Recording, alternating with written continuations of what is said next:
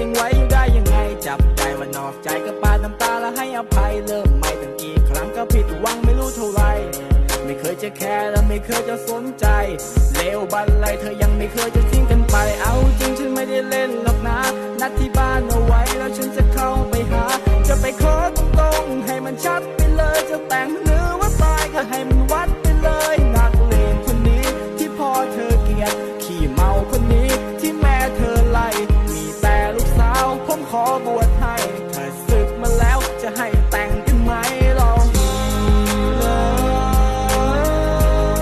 แต่งงานกันนะค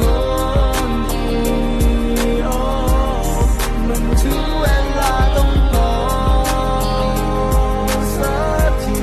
อีกครึ่งชีวิตนี้โอ้จะขอดูแลเธอยังจำทุกคำที่เธอบอกไม่ว่าลายแค่ไหนก็รักแม้ในสุดท้ายจะโดนหลอกแม้เป็นคนที่กลับกรอกตั้งแต่วันที่แรกเจอ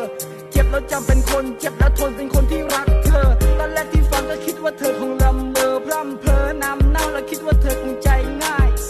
ดูเพลินๆใจเธอเบาเหมือนปุ้ยฝ้ายแต่ลึกๆเธอหนักแน่นเข้มแข็งแม้ชีวิตก็ให้ได้